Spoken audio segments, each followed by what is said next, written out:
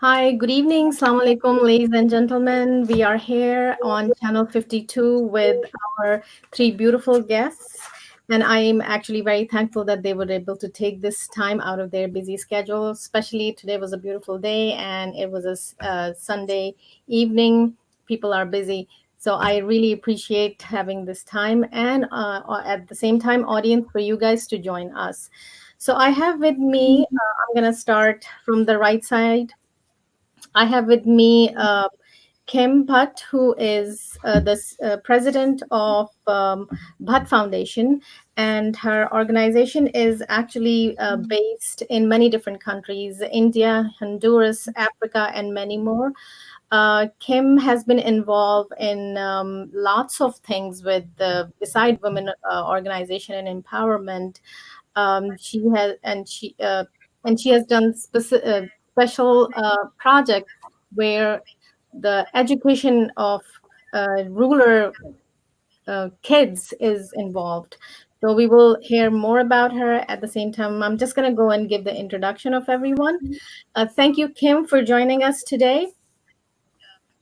Thank you, Amber, and thank you, Channel 52, for having me here.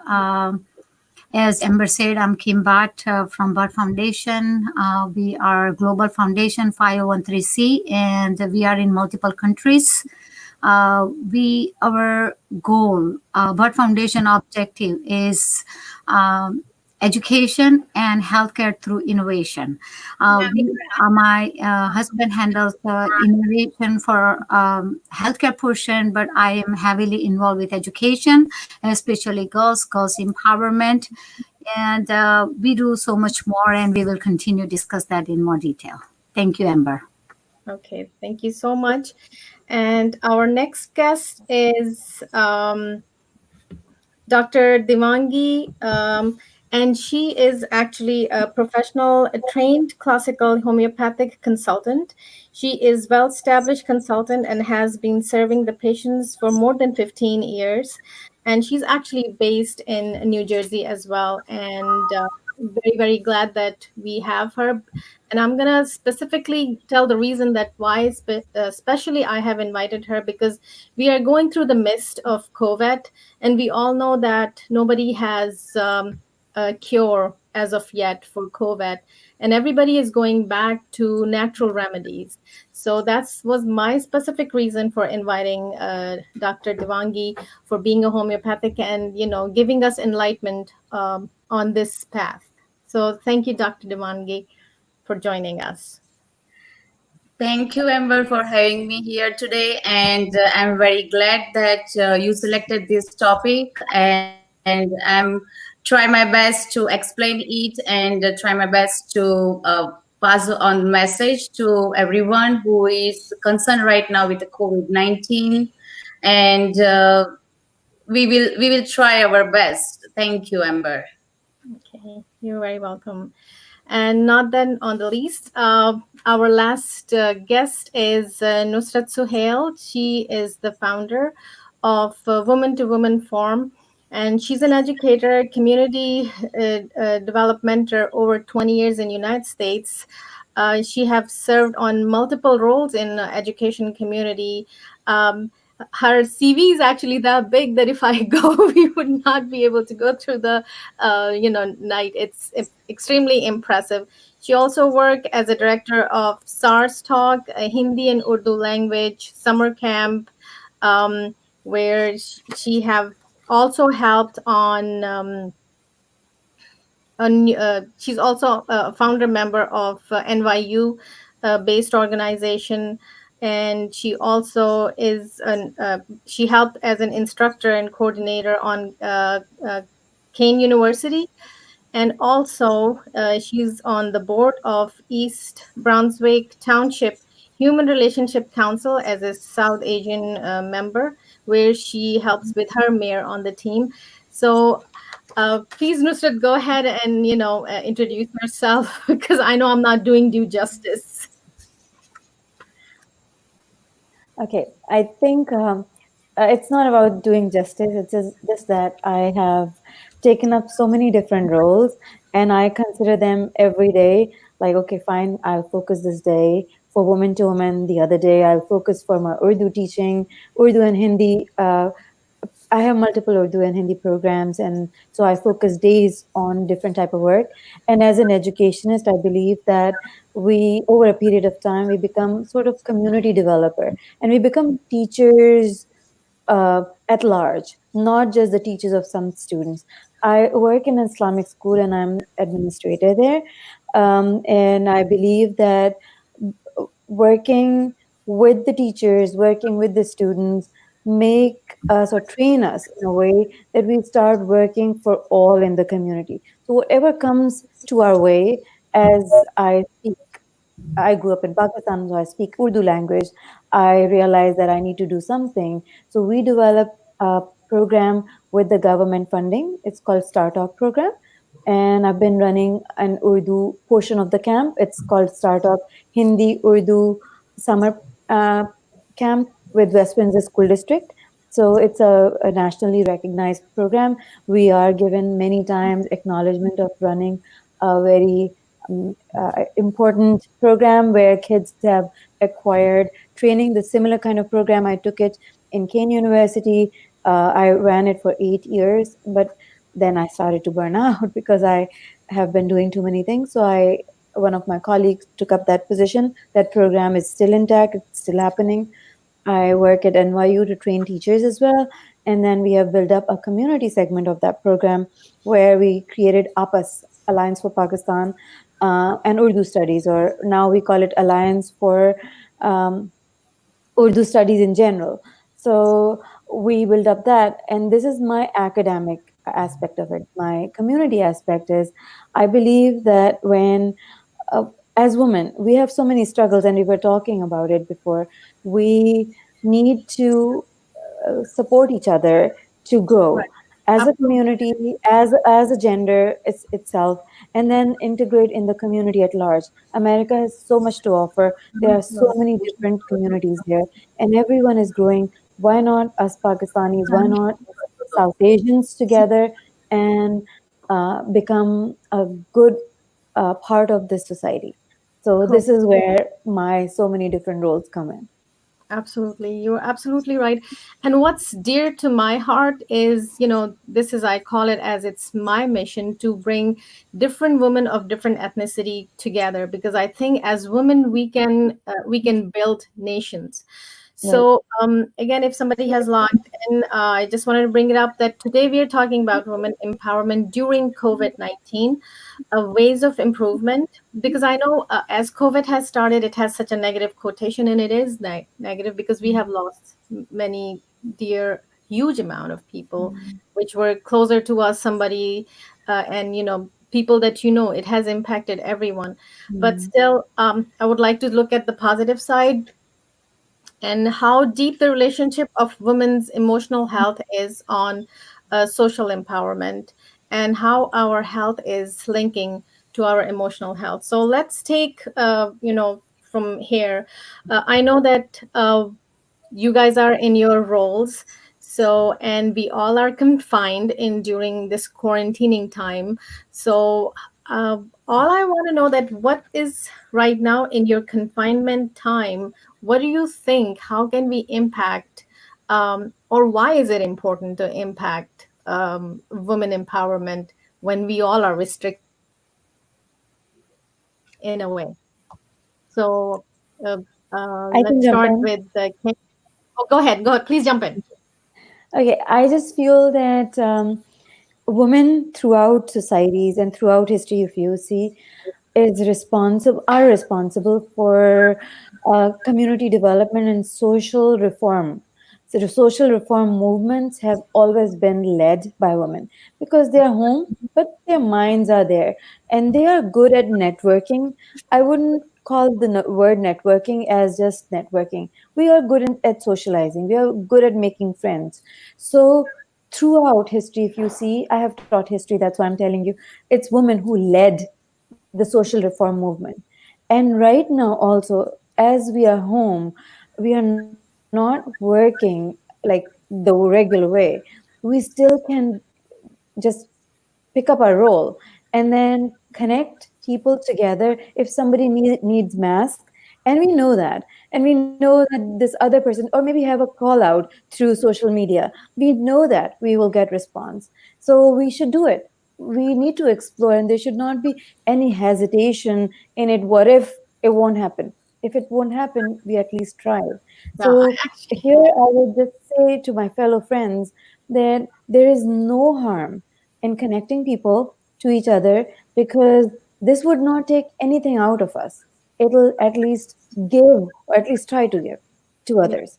I actually love your example of making masks because that is the need right now. And Mhm. in our own community, right, because I'm based in Patterson, there's it's not even formed organization. The students of NYU and NJIT, they decided to take a role and help out. And these girls started making masks inside their house, handmade and machine made, and then they made like within 1 week it's like 300 to 500 just sitting home and making masks, and now they are helping out. So you're absolutely right, a small bit of it can be helpful, and then it builds you such a confidence.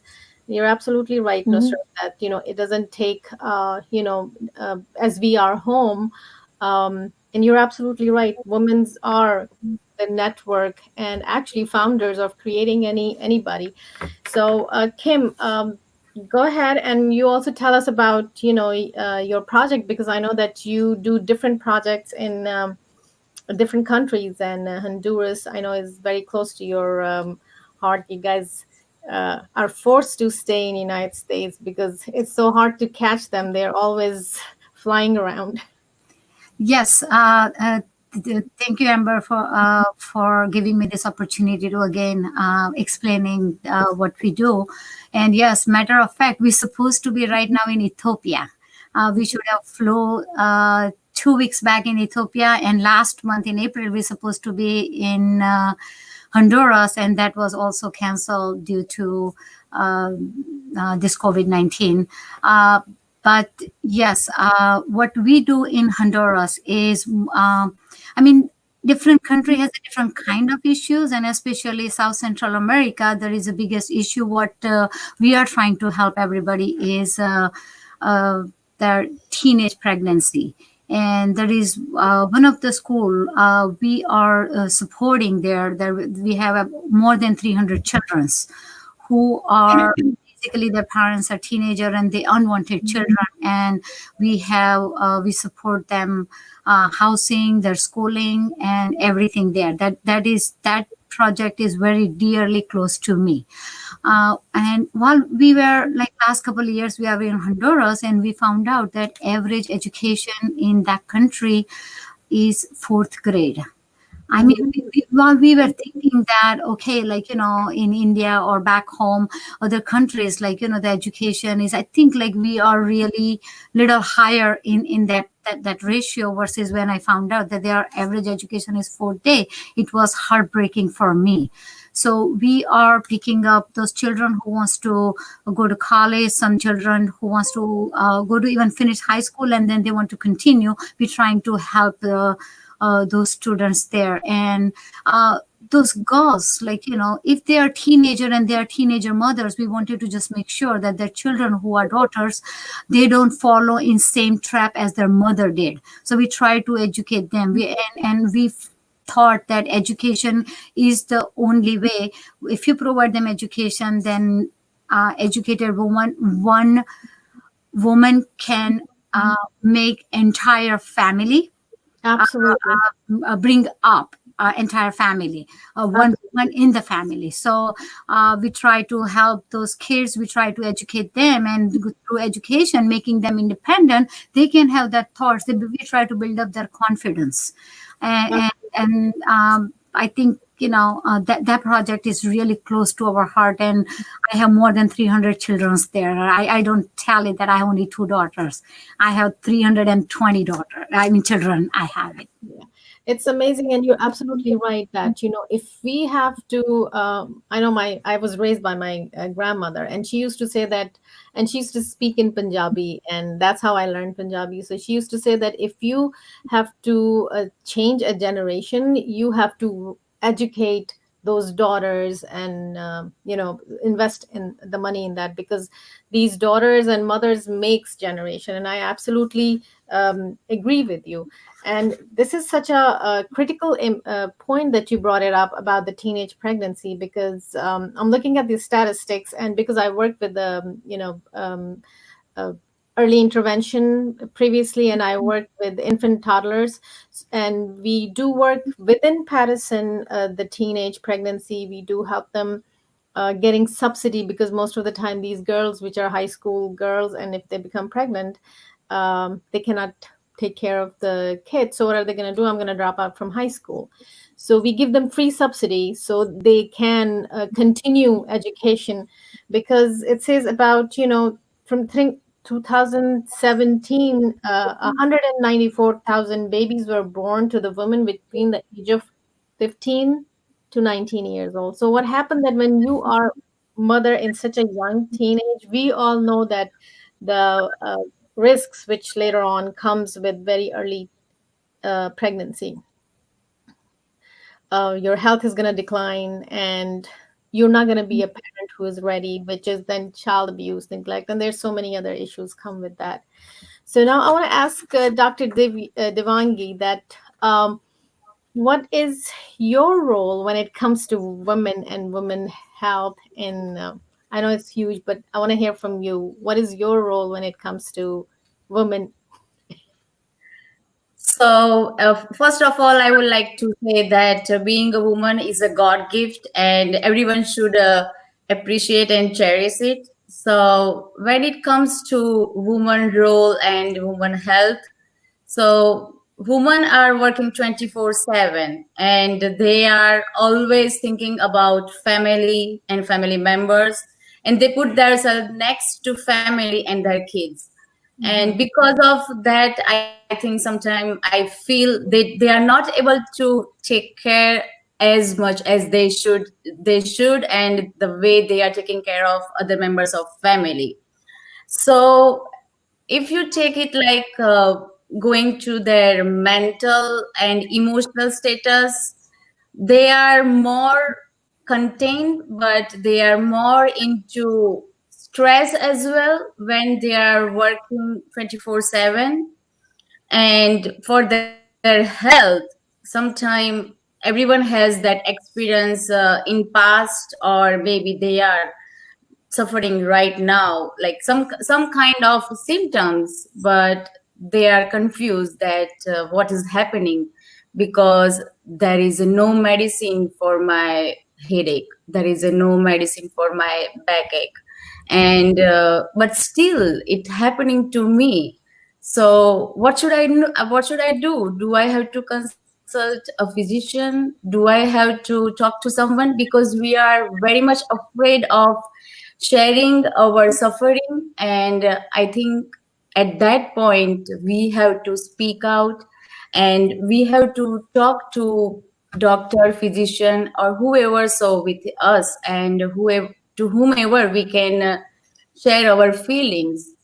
And for other thing, for right now, that sometimes these things I'm taking it to women empowerment and that emotional effect, whatever happening, that sometimes we feel that everything is like, I feel that whatever you think all the time, eventually that becomes fact. And to prevent that, we always have to think very positive. We have to stay very positive, active, and sometimes we also have to take, like, we have to celebrate ourselves before someone else is celebrating, and we have to take stand. And for this COVID-19, like I am in so many other groups, and I can see all women are connecting together. They've been asking for, like, if we can do something, we can make some homemade mask. If you cannot make some homemade mask, that's okay. If you have extra bed sheet, if you have some unused bed sheets, can you please donate it?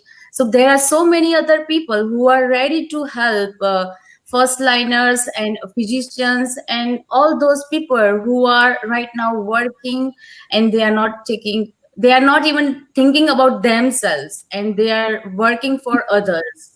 So they are making cards for them, they are donating food, they are donating money, they are donating gift cards to make them to feel them that they are so valuable right now. So they're So doing as it by staying, occupied with yes, some kind of cause.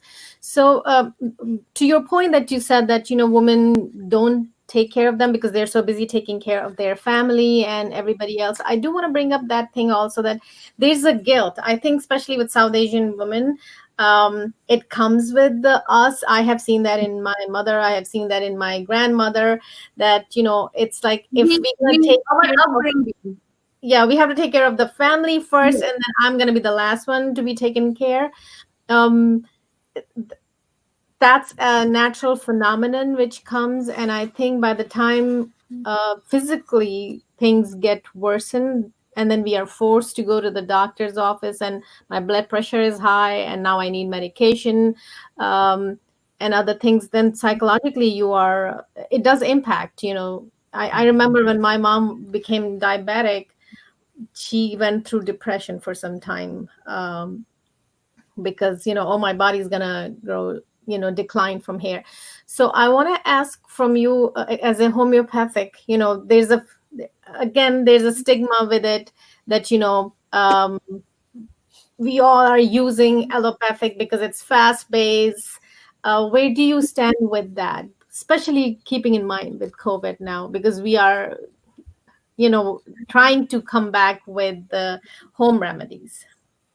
Yes, so as you said that your grandmom and your mom, they have diabetes and they went to see a physician. So sometimes like everyone knows that, but they are not knowing it in medical form, or maybe they are not accepting that thing. So sometimes this kind of disease is psychosomatic. So what is psychosomatic is like your mental issue coming out physically. So you have things you are suffering since long time, but you are not aware of it. And when it comes out physically, like sometimes I'm just giving some rough idea. An example is like eczema. You have ulcer, you have psoriasis, you have some menstrual cycle problem, and sometimes you get thyroid is an autoimmune disease. So that means your own immunity is going down, Yeah, and that's why these all things are coming out correct. as the same. So right now, if you take COVID-19, so as a homeopathic physician, I would say that homeopathy is helpful for the COVID-19 is at the base where you develop your own immunity. And homeopathy does help in a COVID-19 because we've been treating flu-like symptoms since many years.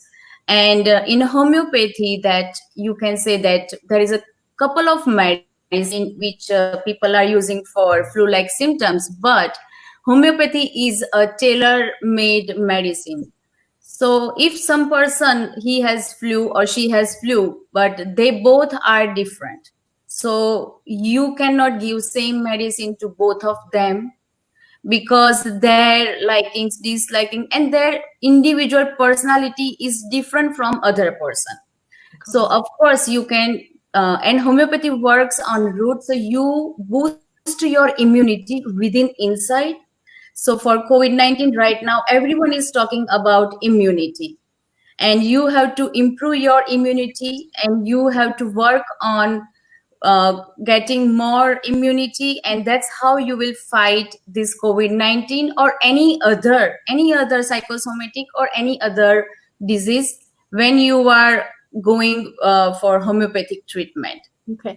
Thank you, So Dr. Ranji. So sorry to cut you off. I'm getting a couple of questions, and I do want to take the questions from the audience. The question is, I think it can go towards Nusrat and Kim. Nusrat can answer first. Do you think women who were not involved in working earlier, but now due to pandemic and its impact in financial life, they will start thinking themselves to look for work? That's a very good question.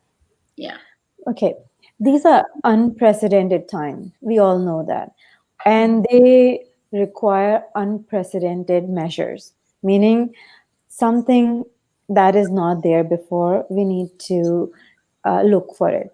A lot of opportunities of creating online jobs have come up. Like, for example, I'm an educator, so I will share from that perspective. I have started an Urdu academy a few months ago, and then and we used to do weekend classes in masjids.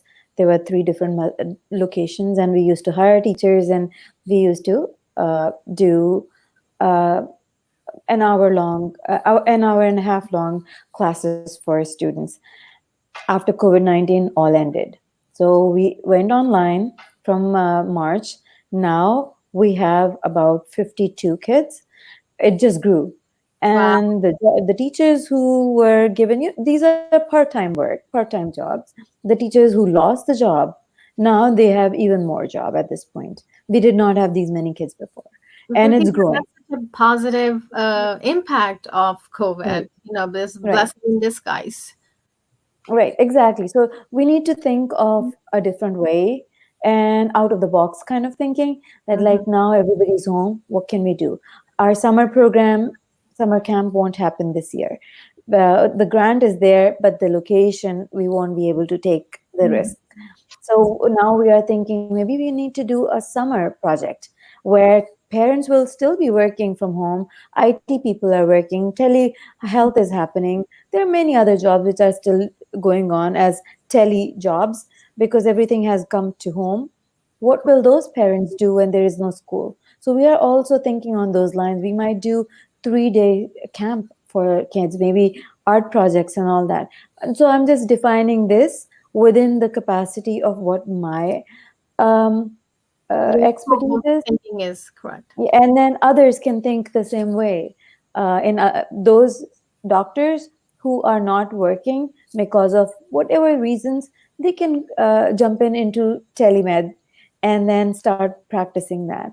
Yep. Or I think Kim can also point out certain ways because she's into education too, and she may have some ideas as well. No, I absolutely agree with you, Nusrat. Right now, the situation what has created, I think this is the best way to go out there and put out there whatever you can do. I just can give you one example that one of my friend who is a dance teacher, classical dance teacher, she has almost 400 students in her class. Now, because of social distancing and this is a lockdown, she has started all her online classes. Now, Hmm. on top of that, like earlier when Amber has talked about and Dr. Devangi has talked about that what as a being a woman what we can do, what she did, Mhm. she started since she's a dancer. She already has a few things, but she said I would like to support so many more other women, so they psychologically, so she started voluntarily um, workout classes, whoever wants to join. and Awesome. But and whenever like her whole day class is like fit, but she said I would like to help some of those women who are home doing 24 hours probably cooking and taking care of family and everything, and they wanted to boost their immunity or build up their strong power. So she started the classes, and she offers twice a day those free classes to everybody. So awesome. definitely, it's not only like sometimes it's not only financially, but you need some psychological help, or this is as Devangi said, you can boost up your immunity by doing some workout and things like that. So like if whoever has ability, they can do certain things like that as well. Yeah, so she's giving her, a help out in her capacity. And there's another question: is do you think that working or getting a chance to work is one of the caps of women's empowerment? Definitely. Actually, Yes. there should not be any cap, I would say, because again, it's a women are most powerful. Um, I don't know. I won't say word animal, but most powerful um, Being. human being on this planet. We make family. So Yeah, that's very we are Right. powerful, so we just Bring, make one. we bring humanity, We are able to multitask a lot better than men because we are able to juggle so many things when we are raising kids at home. So and do for it that, the right way without mistakes. Men Exactly, do all the yes. tasks, but they make well, I mistakes. should not be Sorry. so gender, defined, but it happens that we are able to practice this more. So we are able to juggle many things together, due to which Together, correct. I believe financial freedom is good, but that is not the only way to get empowerment. There are So multiple ways. As Kim is talking about the dance instructor, she's empowering others by doing those classes, and those are not financial incentives, but giving somebody mental peace is such a great initiative. I mean, I would commend that woman. I would love to take those classes actually myself. Yeah. Yeah. So, And I'm sorry. as you said, Nusrat, about these classes and things. So right now I'm home with my kids and working after them for their school work and everything, and I'm doing online consultation. And I'm artist too, so I used to teach kids and adults and like how to draw, and it's a draw artist. So I'm taking online classes. It's just like wine and sip of wine and with art. So my motto is, because I have friends, they are like, oh my god, when this going to over, when we are able to go out, when we are able to see each other. So I said, let's start this way. At least we can do that Zoom chat and we can draw together. I can give you directions, and if you want, you can have some drinks with you, so that way we can chit chat and we can relax our mind, and we can feel more power, energetic, and that's what you need at the end of the day. So that classes are like, it's like free.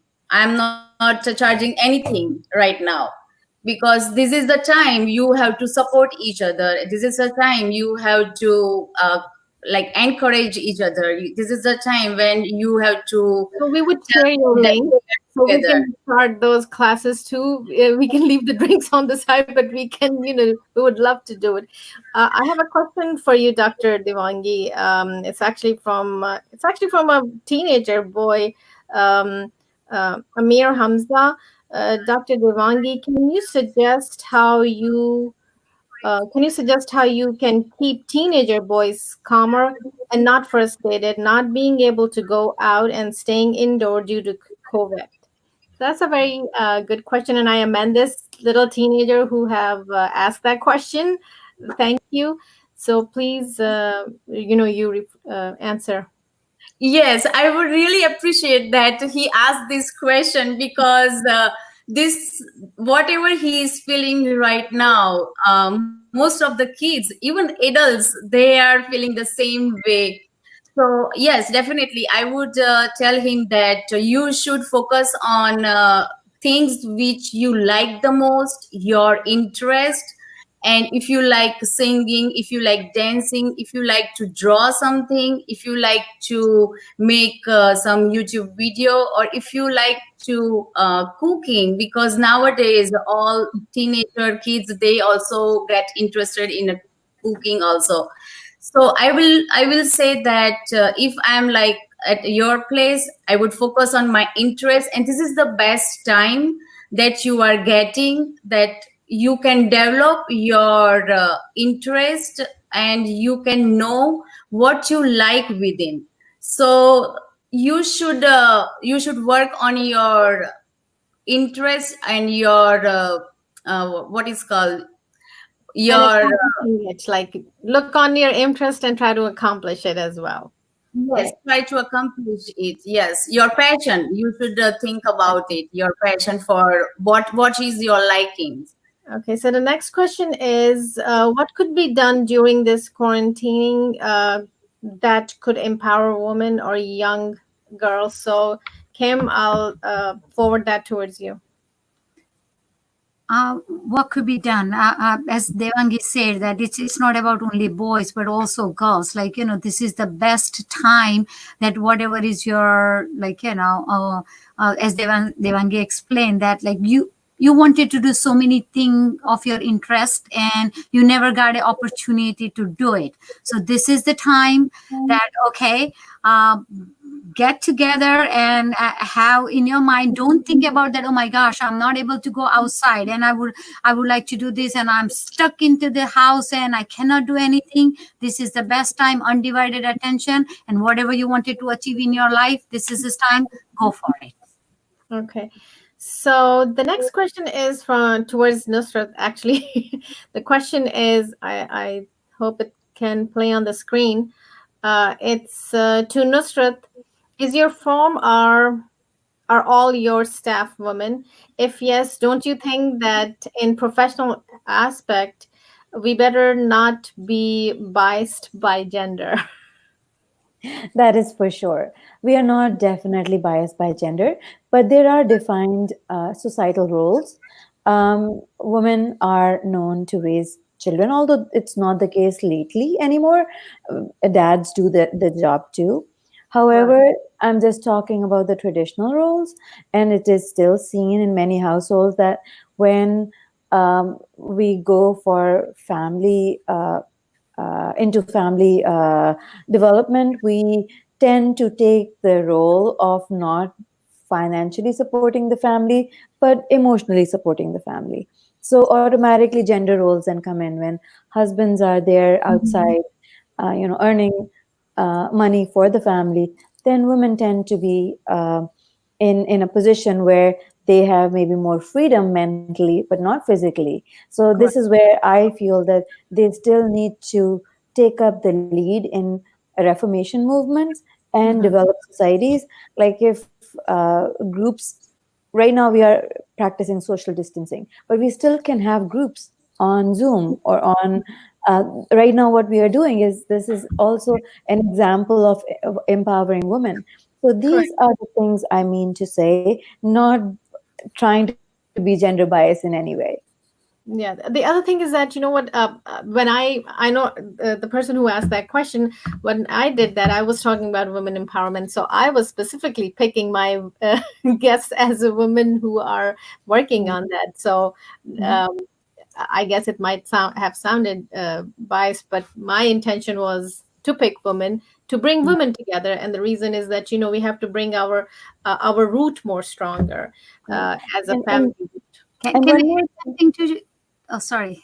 Can I One add? more thing that I just wanted to say, Uh, sorry, Go that ahead. in South Asian culture, this sisterhood practice is very common. When we back home when we were younger, the cousins and the friends, we come together far more Correct. than our male cousins and Mhm. even brothers. So this sisterhood feeling that we grew up with, we have brought it here. I'm just saying that use that sisterhood feeling to empower each other too. That's the main message that I have. Sorry, That's a Kim, I cut you off. it's a beautiful No, no, message. that's okay. What I was saying is, like, we're talking about all woman empowerment and all that, but one important aspect of that it is that we need a man's support. Correct. We cannot do without them because they are Awesome. part of us. And in Absolutely. order for us to grow, our biggest supporter has to be man. The first thing is man has to understand that how to bring woman up, and without their Right. support, I think it would be very difficult. So they play an important role on No development doubt. of all the women. So, Um, like, first of all, it starts from the home. Like, when you have a boys in the family, you're raising the boys. You have to, first thing starts with the respect, to teach them boys respecting the woman. So it starts from that, and we cannot do anything without men being in our life. Absolutely. I'm glad, Kim, that you brought that point up. That is absolutely true. The idea is not, we cannot do, it's not cutting off men from our lives. We cannot, even if you think about it, you know, we cannot make family without men. And when I think of that, you know, I cannot imagine my life without my father, my husband, my son. You know, it's about doing things together, bringing it together beautifully. Uh, Next question is, what is the right age that someone should start or consider to start homeopathic? That is towards Dr. Devanji. For homeopathic treatment, there is a no particular age. It can you can give it to infant to old people, and even homeopathy is very safe for the pregnant woman. And if a mom is like pregnant and like small baby, maybe you can say like infant newborn also, because it's very safe and it does not have any side effects. So for homeopathy, it says holistic medicine.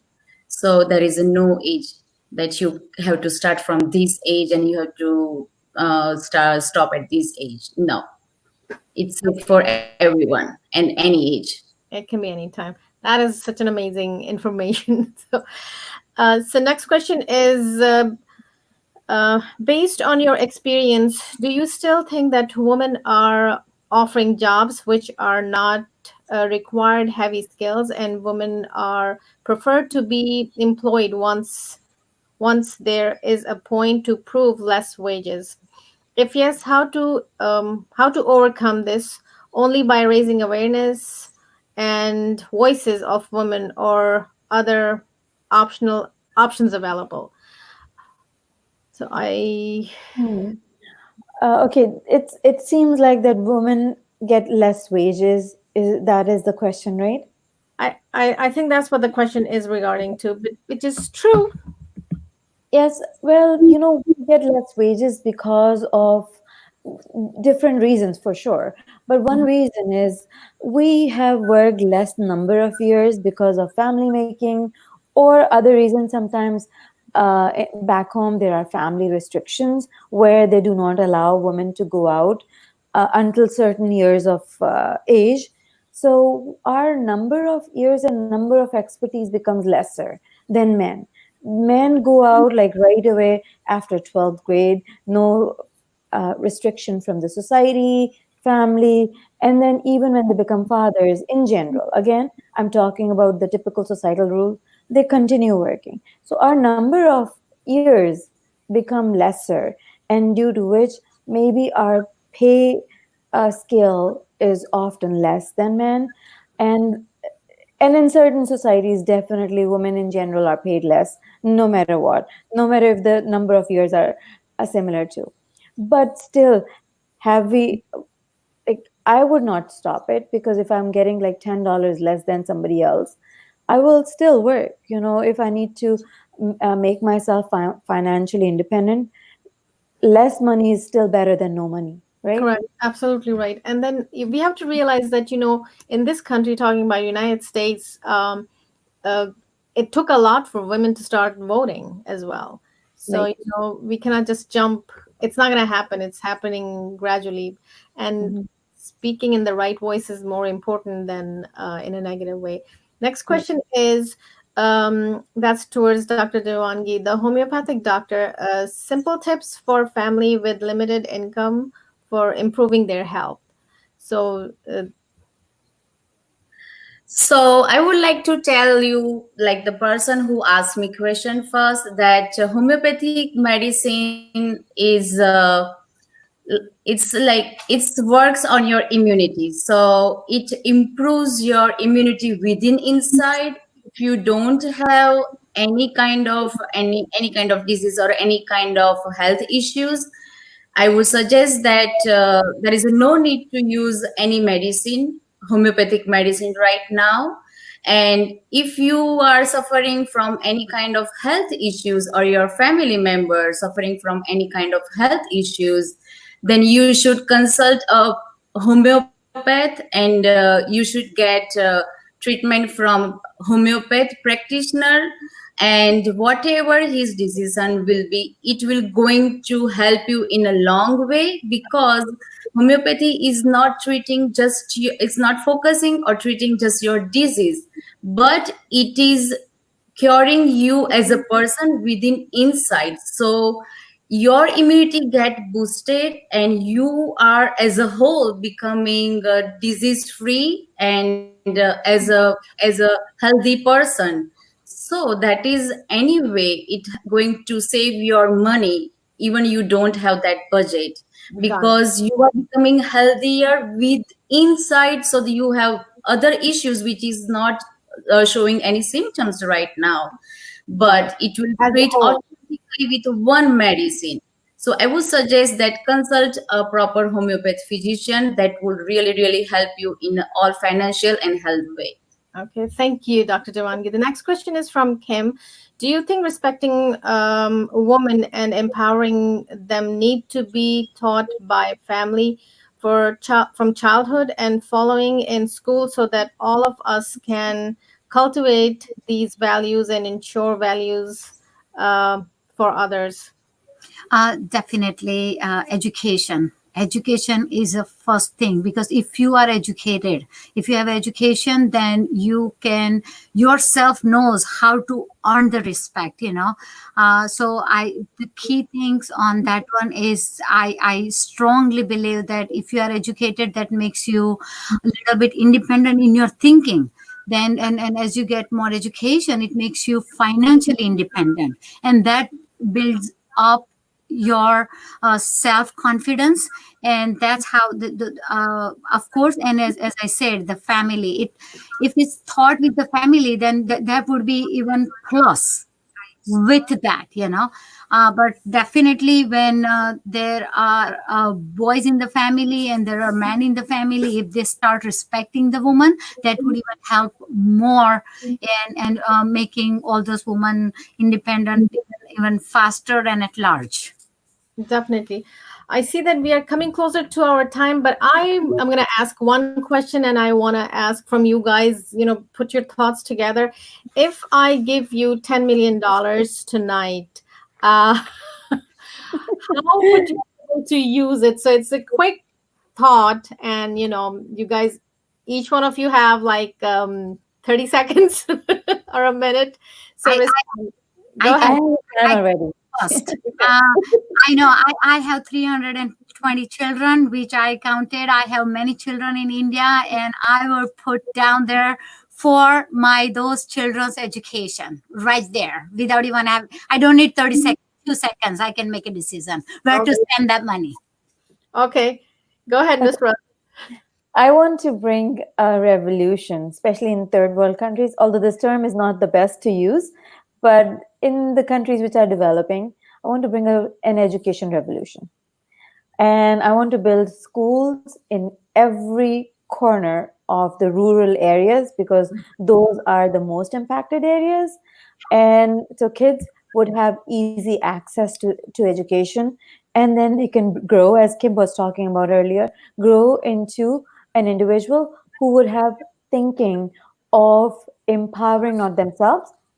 And it's not about job, it's empowering themselves and then others too, and empowering the societies.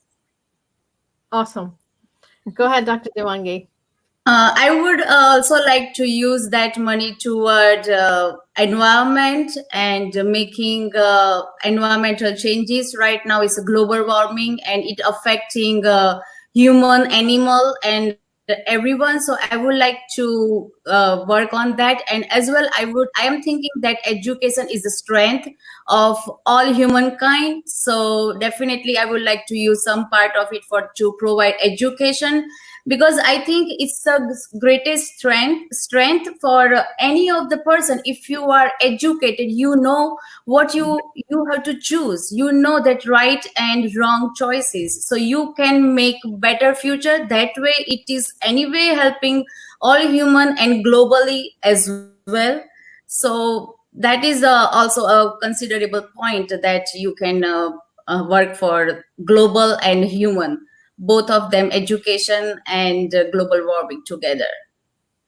So you all have passed my test. So see how amazing you guys see that how similar you guys are.